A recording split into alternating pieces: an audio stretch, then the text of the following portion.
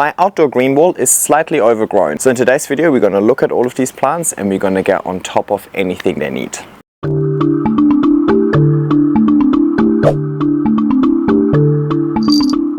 This aroid wall is not actually a full wall, it's actually just made out of 6 moss poles. But the plants have grown so nice and lush, you can't really see the moss poles anymore, which is definitely the goal. However, most of these have already outgrown their moss poles. Some of them have thoroughly rooted into the fence as well. So I want to use today to really get on top of all of these, do chop and extends, just assess what these plants need so that they can continuously thrive. Hello, Bebe. So let me bring you a bit closer. I got this cool new action camera. Well, it's not mine yet, actually. I just borrowed it from a friend, but I want to buy one of these as well. So I'm just giving it a test first. So I'm hoping with this I can get in here a little bit easier because it's quite messy. So let me just show you what's going on. So this one is my philodendron micans, and it's obviously really nice lush pole, but this plant has also grown shoots all over the fence, and here and here and all the way down there, everywhere. So yeah, that's not ideal. I do think, however, I'm probably not going to do anything with the micans, because the micans, I'm not really planning on it growing really nice and large anyway. So I think this sort of lush way of it just growing and doing its own thing really works for me. Let it take over the fence, why not? By the way, I'm very certain that the fence is going to be taken down within the next 10 months or so. They want to replace it in the whole complex, so it's not just my decision. None of this is my decision. I'm renting, so yeah. I don't want things to root too well into the fence, because whatever is going to root into the fence will eventually have to get ripped out. But I'm not mad about the micans. I'm just aiming for volume anyway. Then I've got my Ataba proensi over here. So these were 2 moss poles planted right next to each other, and then the plants reshot, but these 2 reshoots don't actually have a moss pole. So see how the plant just likes to grow roots towards the fence instead. So got to do something about that. Next to that, we've got my Epipremnum pinnadum. You can see that moss pole, and then over here is one shoot that has grown way off the moss pole. Look at all of these roots just missing a moss pole. This makes me upset. Where else is a shoot? Then we've got another shoot up here. It's also growing roots into the fence, and then we've got a big shoot over here going all the way down here. So that is really not ideal. I hate when that happens. I pride myself in being really on top of all of my chop and extend so that the plant always has a moss pole to attach to. And this is going to be a bit of an issue, but we're going to talk more about it when I kind of take it out of there. All right, the Pinati patita, the biggest leaf it's given me so far. Quite messy in there as well. There's a second shoot somewhere down here that's probably not getting enough light. So I just want to take it. Yeah, see, that was rotting. So yeah, I want to get this out and just see what needs to be done. My monstera dubia, this is the only one that only recently moved out. Actually, sorry, there's 2 that moved out here recently. I did a full video where I chopped this plant, and these are the 2 new shoots. So all I need to do here is just make sure that the plant stays on the moss pole. So I might fix that up later with a piece of wire, but it is already growing really nice leaves. And this one actually has some room left on the moss pole. The Silte pecana has grown crazy. I mean, it's liked the outdoor space and it's grown really nice large leaves. But already yesterday I had to chop off 3 or 4 of these runners that it's just been sending out everywhere. Right? There's one here that I chopped yesterday, for example. So something needs to happen to her too. And then the Mandula pothos, I only moved this out yesterday because it was in the greenhouse and it was just taking up a little bit too much space. Plus, I think the frequent misting, high humidity in the greenhouse in combination with the very variegated leaves did not necessarily work in the leaves' favor. So I'm gonna try it out here again. I tried it out here at the beginning, but it was too sunny. But now with the seasons changing, that should no longer be an issue. And then I've got a Monstera Brazil over here, like a Deliciosa Brazil form, but that's just on a wooden plank as a bit of an experiment. So really, these are the plants we need to get on top of today. And if we find time, I also maybe want to separate out these two Thaumatophyllums. It's getting very busy in there, let's put it that way. Hey everybody, and welcome back to my YouTube channel. Today I'm going to show you how to be super cute. Ever wondered how I got so incredibly cute? Well, I was born like it. Pepe, what are you doing? Are you hijacking the channel? Let's get started. Okay, so we are giving up on the Mycans, but I'll definitely water that later. I mean, I really like what has happened with the Mycans, right? I think this is the perfect plant for that to happen too as well, with the smaller leaves and so on, so I cannot complain.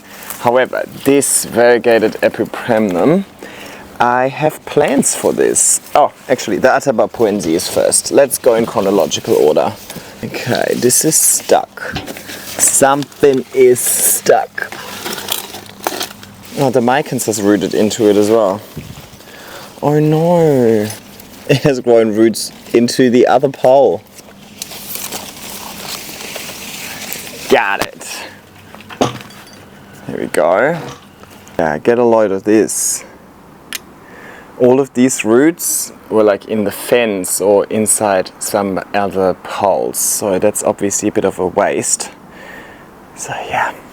So what I don't like about this is that basically all of these nodes have failed to grow into the moss pole because there is no moss pole, which means that by the time this will reach the top of the moss pole, it will not have established that big of a root system, which can be an issue because my whole chop and extend process relies on that. And ultimately I have to eventually go through chop and extend with these plants because they're getting too tall. I don't necessarily want them to be taller than me.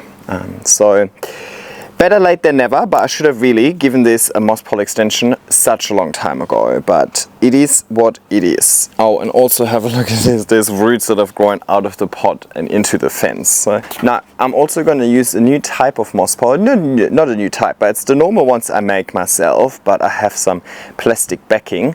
Because these plants are outside, they tend to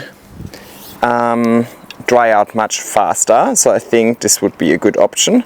And I'm running out of big garden stakes as well. I only have these tiny ones left, so it is what it is. It rained last night, so most of the time the rain is taking care of the watering, but I still want to make sure I provide nutrients as well, so I stick to my normal bottle water upside down technique and provide nutrients, my GT Foliage Focus, at least once a week, and in between I'll just hose everything down.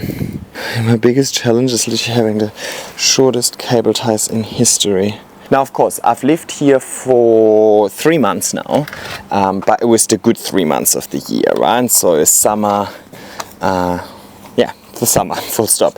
Well, technically I do think spring is actually my preferred growing season for these plants because it's not so scorching hot. The problem with summer over here can be that it gets really hot. We definitely had a few 40-degree hot days, and then obviously that makes poles dry out really quickly and or burning, makes some leaves burn. Oh well, that's annoying. Forgot to make a hole into the plastic. That's okay, maybe I can do that now.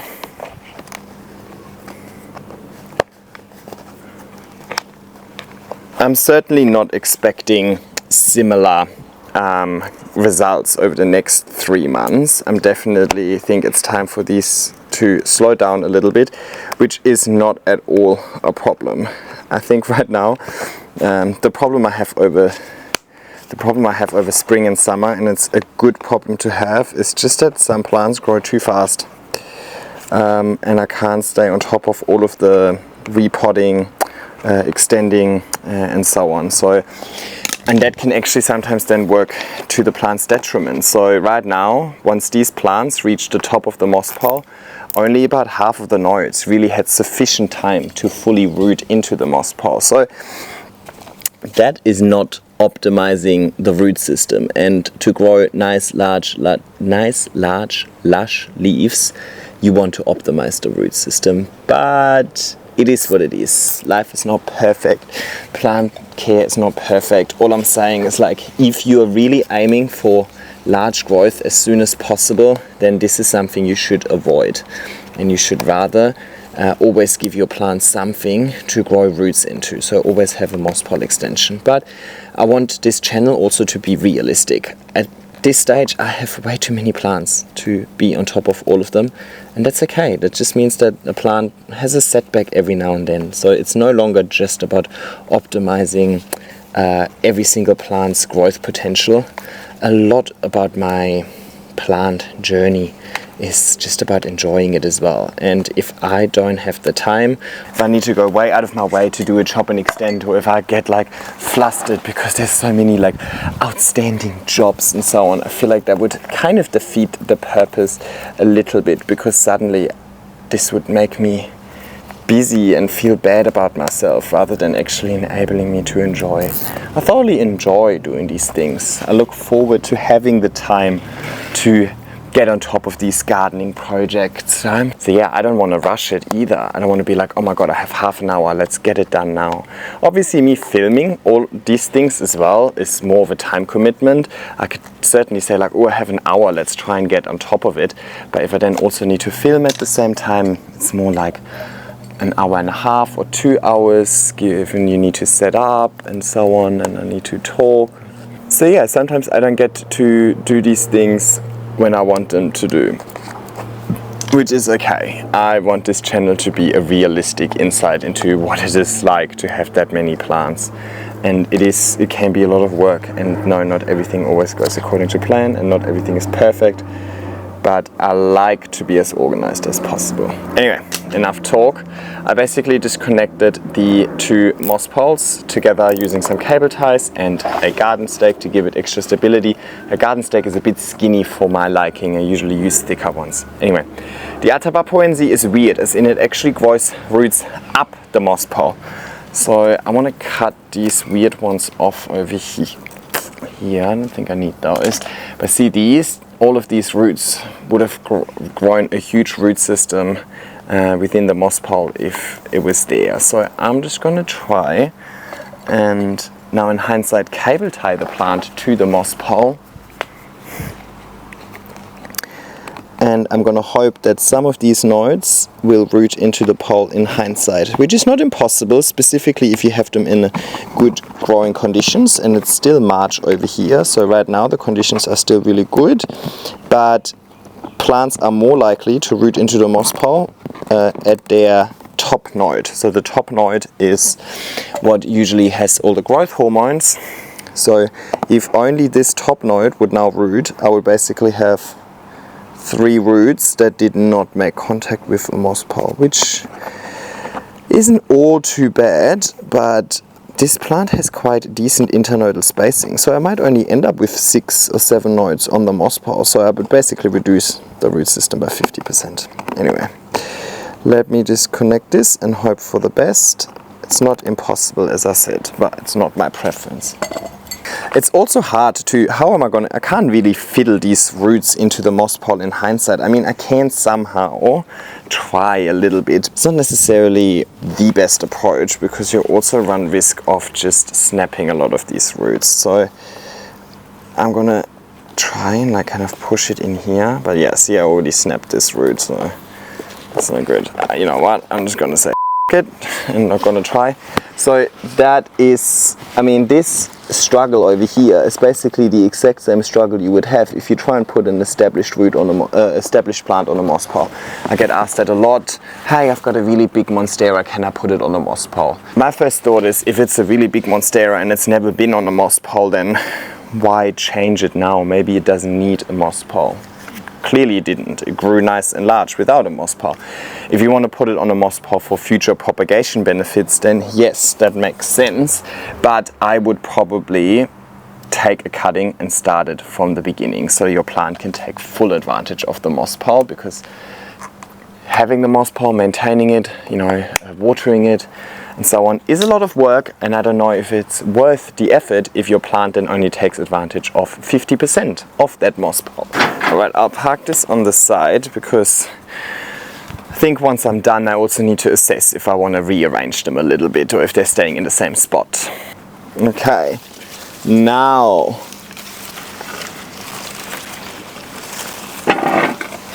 oh, this one's actually in a pot. Wow, look at this. Okay, that is a bit of a mess. Let me turn it around for you. Oh my god, the plant doesn't even come out of its pot. Oh my god, it must be so... What the... What is this? Okay, girl, you're gonna get a bigger pot, I can guarantee you that. Should I do that first? You also need an extension. Oh my god, okay. So, what happened here? See that? Shoot number 1. All of these beautiful roots and nothing to attach to. What a waste. Shoot number 2. All of these beautiful roots and nothing to attach to. What a waste. Shoot number 3. Actually, no roots. Still, nothing to attach to. What a waste. I think something's biting me. Okay, I think there's so many roots. I would love to give this a bit of a chop, and it looks very ugly from here down, right? This plant I think I could actually manipulate to go back onto a moss pile. This one is probably the most challenging. I'm just thinking, what can I do with this?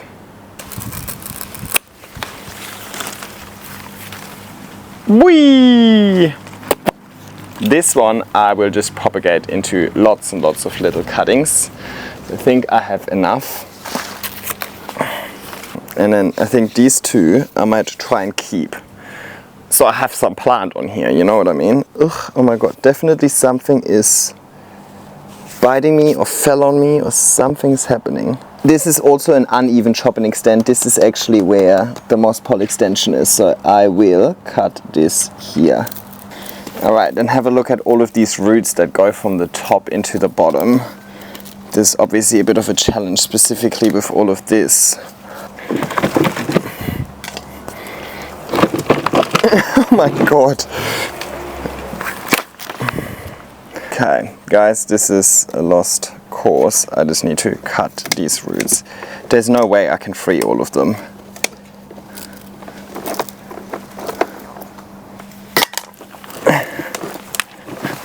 Nice.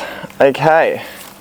So this is going to be the one I'm going to continue with. I'll let this dry out for a little bit over here. And this looks very sad right now, but what we're going to do with this will be a surprise. No, just kidding. I'll give this to Tim.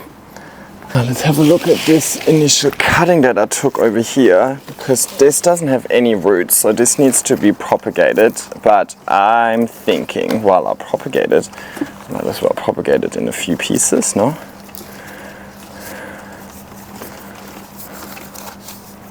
So first I'm going to get rid of all of these kind of like stringy bits over here that's left over from like the caterpillar or this protective sheet or whatever it's called, because I'm going to propagate this in water, and this is just going to get really moldy in water and cause issues potentially. So I'm going to go 1 cut, 2, and yeah, the top cutting I'll leave in a...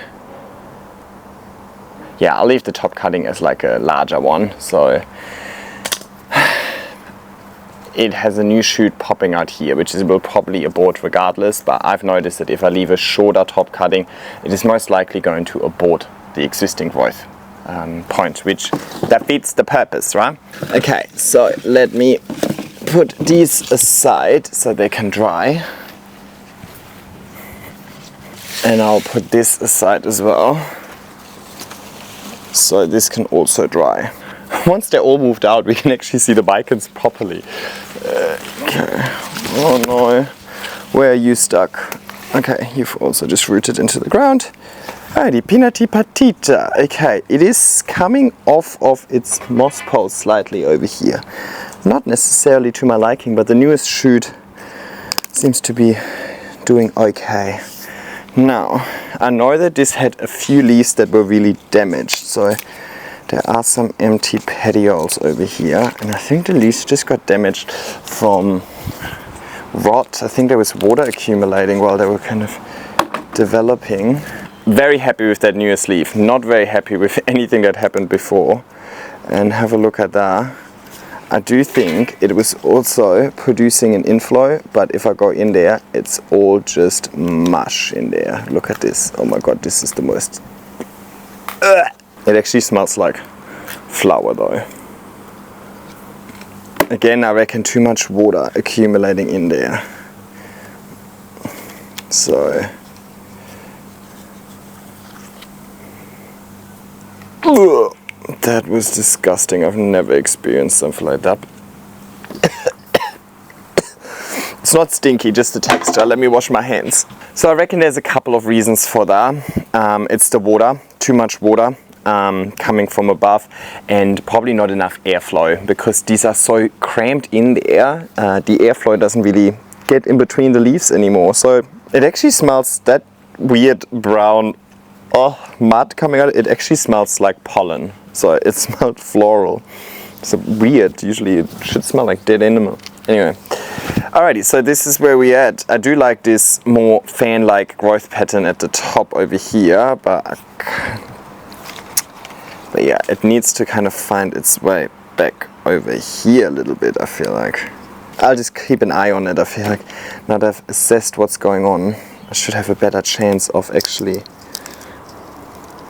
working with it. Okay, there's the second shoot down here. It's doing okay, but you can see that sort of leaf damage. I don't know what happened, why there's so much leaf damage. I'll just cut off the ugly ones. This one is snapped. Alright, so it's actually fine, I feel like, and it has decent amount of room left in its moss pile, so I'm kind of inclined to do nothing right now, but I just wanted to have a bit of a look at it. Probably doesn't look the best, it looks better this way. That's one of the problems with the sun coming from above. The leaves are facing that way. Oh yeah. I don't know. I haven't even seen it from the front. I mean, honestly, it just looks like nothing. Just this one leaf at the top looks nice. But let's just hope it keeps going with that. I do like this newest leaf, so I hope it's just going to push out 2-3 more leaves that are like this, and then that might be enough reason for me to say, okay, let's just do an early chop and extend. Because right now I don't really understand this plant. It doesn't give me a good vibe. That's okay. At least I gotten all of this out of there. Because I was wondering, I was like, I saw the petiole being really thick, and I was like, oh, is it going to give me an inflow? But then no inflow ever came. I know why. It rotted. Monstera dubia.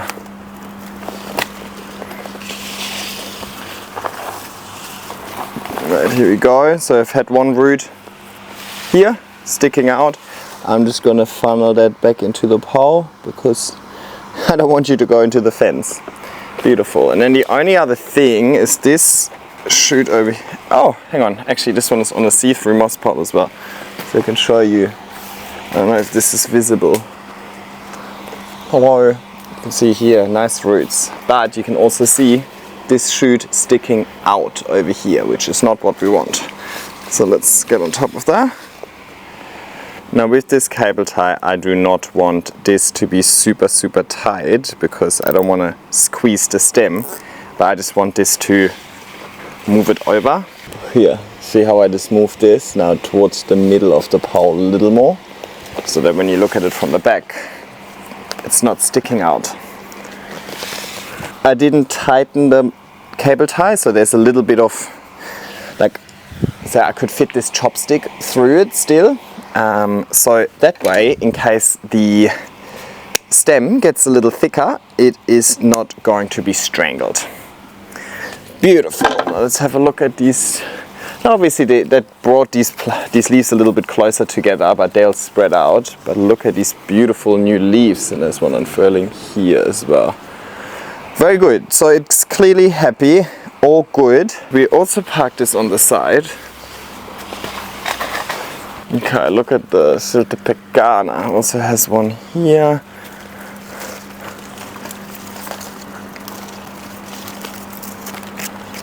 I'm gonna do something naughty. Monstera Siltepecana has been one of my first plants ever. This plant is so readily available. You can literally buy it at Woolies over here. So Woolies is like you buy groceries and so on. I don't have the desire to propagate this plant, so I'm just gonna chop off all of these bits that just kind of make it go wild. I honestly just have too many, and space is precious. I have so many propagations going on at the moment because I've just been a bit lazy with my chop and extends. So sometimes I just go in and I just cut the top off to buy the plant a little bit more time. And then I don't have time to do anything about it or with it. So let's see if I can now move this, or if there's still bits stuck somewhere. This wasn't even hooked into the... Oh, it was. Okay, there's a hook here. Alrighty, let's have a look. What are you doing here? Bye. Looks healthy, looks good. The roots look nice. Yeah, okay, not bad. It's just a nice little filler. Look, this plant is never going to grow really massive, so I'm not really fussed about staying on top of my chop and extend. Similar story to the micans, you know what I mean? I just want to be a nice, lush kind of filler to give greenery, to give height. I like how it doesn't take up too much horizontal space as well. It's very vertical, safe, space efficient. And then the Mandula just got here yesterday, so we don't need to do anything with the Mandula. She is perfect. Just the way she is. Let's pop some of these plants back, and then we just need to leave room for the El Salvador, not the Epipremnum panatum. And I'm just using these sort of hooks to hook it all into the fence.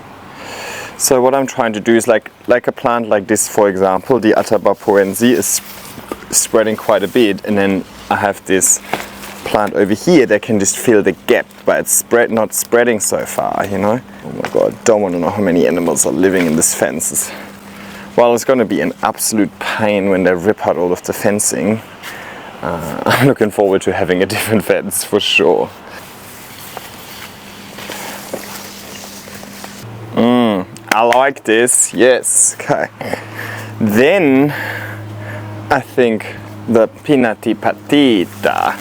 Yeah, so this is going to be here, and then I've got the oh no, the variegated. I'm going to put this one here so that I don't have variegated next to variegated. I know this technically wasn't enough time for this to dry out, but I think this is good enough. Alrighty, I will just follow chop and extend principles, 20 centimeter pot. I'll take all of these roots and I just kind of try and twist them in there. Come on, go in there. So you can see this. Come on. Wow, they're very thick roots. Come on, get in there. Good. Right, and I top it up with aroid mix. Just pop.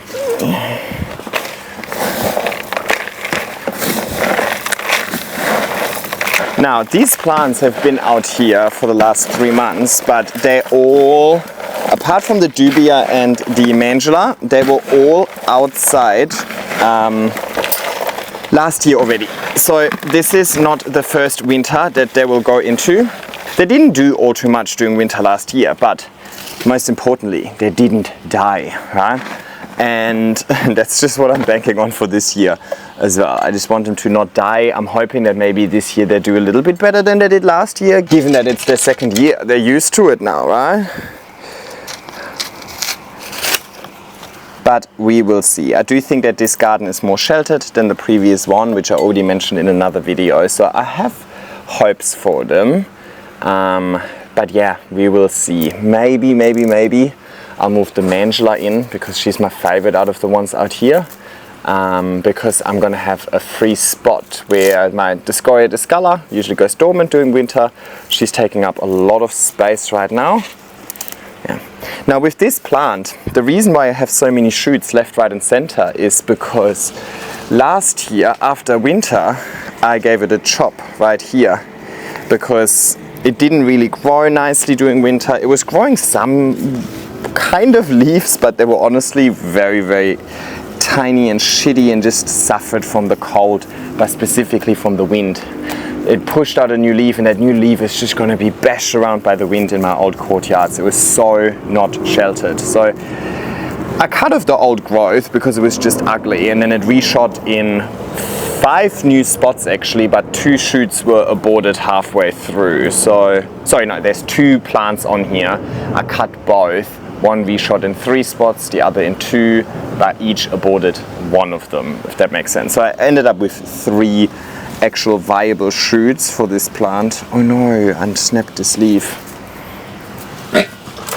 More than enough, but I really didn't manage these at all. I just popped them on that wall, and by the time I realized that it's going kind of crazy and way off its pole, it was kind of too late, and then I just kind of embraced it. You know, I wasn't worried about a plant that's thriving too much. Where did Brett go? He likes to sneak into the neighbor's garden. Which I think they're not mad at it, but I like to know where he is.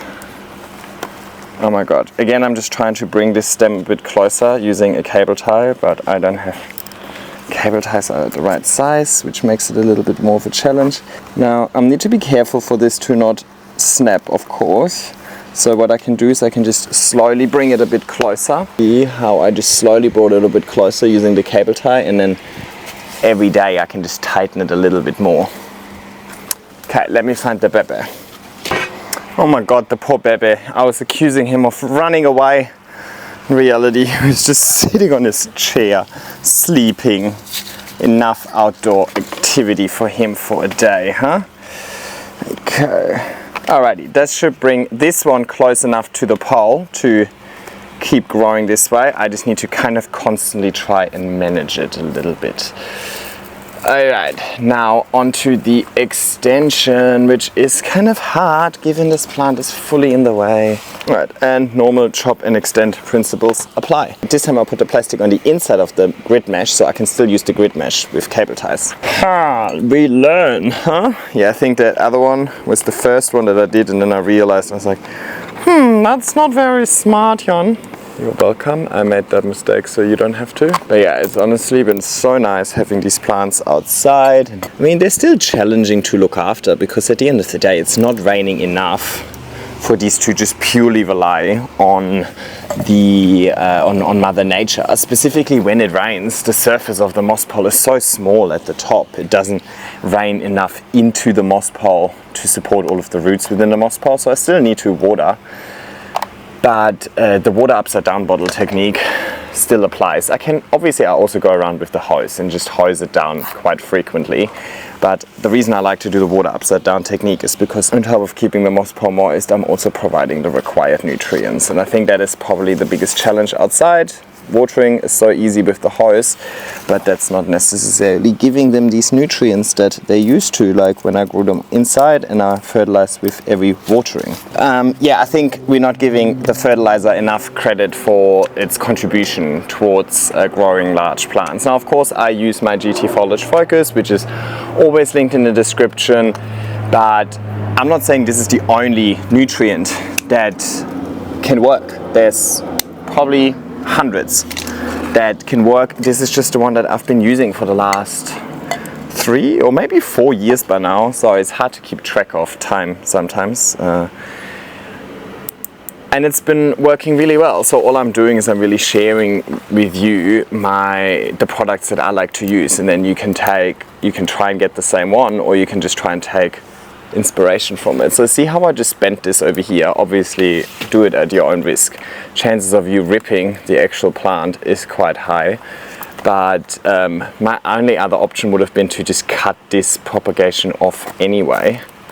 So I feel like I'm not necessarily going to do, like worst case scenario, I end up with the same result, you know what I mean? So it's worth a shot. Obviously doesn't want to go there, so I need to, this cable tie I need to make a little bit thicker. So this is definitely something to consider. Once the plant is actually rooted into it, I should really try and chop off this cable tie as soon as possible, so it's not impacting the plant's development. So this is just a temporary measure until I'm happy with it. Let me show you close up. This is the best I was able to do. Again, I would have loved for all of these roots to already have grown into the moss pile, but they can still grow into the moss pile now. This one at the top I left a little bit more loose because that's obviously about to develop.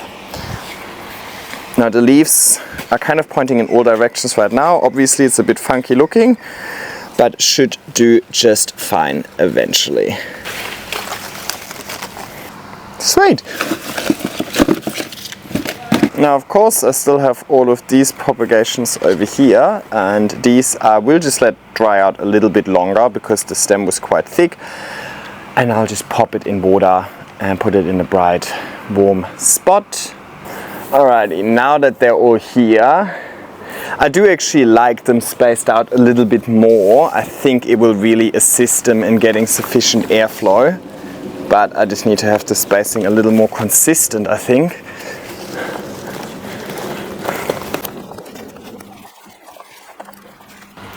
Let me have a look. I like it for now. I have other projects going on, and then I think the whole garden will have to be rearranged yet again. But very happy with today's progress. To be honest, I thought it would be much more of a nightmare, but I think me not being too fussed about all of this and just kind of winging it and just, you know, pulling this over here if it rips or not and so on, I think that helps a little bit. But yeah, overall very happy with how my green wall turned out. And now let's just hope that it survives all of winter. I think that's enough for today. Thank you so much for watching. Like, subscribe, and leave a nice comment, and I'll see you next time. See ya!